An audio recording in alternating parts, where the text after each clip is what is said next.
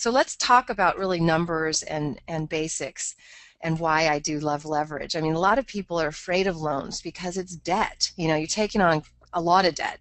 You know, in our case, it was over $5 million worth of debt, which can sound really frightening unless you know how to do it. So I'm going to give you examples of different people and how they use leverage.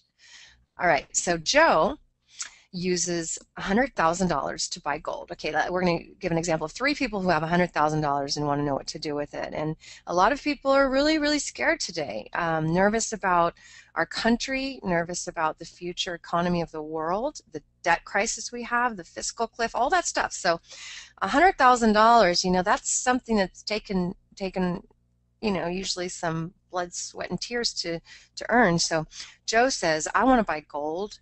I feel comfortable in this economy buying gold. So he buys $100,000 worth of gold. Very difficult to leverage gold.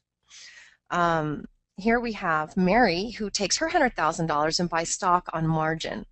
So she's able to buy $200,000 worth of stock with her $100,000. Now, Pat, and I'm kind of leaving Pat as sort of ambiguous here. Ambiguous, thank you.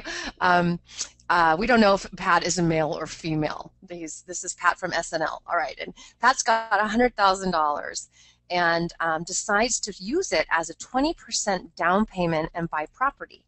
And that is leverage that is able to afford $500,000 worth of property. So $100,000 leveraged as 20% down payment equals $500,000 in property. So let's go 15 years down the road and see how these three are doing, assuming a 5% annual growth.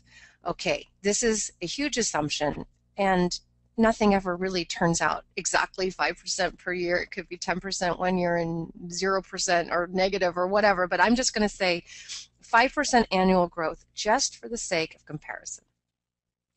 So Joe's gold would be worth about $207,000 in that 15-year period at a 5% growth rate. All right, well, Joe probably only bought that gold as sort of a hedge against major inflation. And so, you know, again, we're not talking about that. We're talking about a world where there's 5% growth with these investments. Mary's stock is worth $415,000, so she's pretty psyched. She's like, hey, Joe, I outdid you here. I'm going to pay off my $100,000 margin and the $100,000 capital that I put in it, and my profit is $215,000. So I doubled Joe's profit, so Mary's feeling good. Now Pat from SNL bought that property at a 5% annual growth rate is worth $1 million in 15 years. The $400,000 loan by then has been paid down to $200,000 because Pat was smart and got a loan that is fully amortized and is every month being paid down. So the remaining profit is $700,000. So I think we have a clear winner here.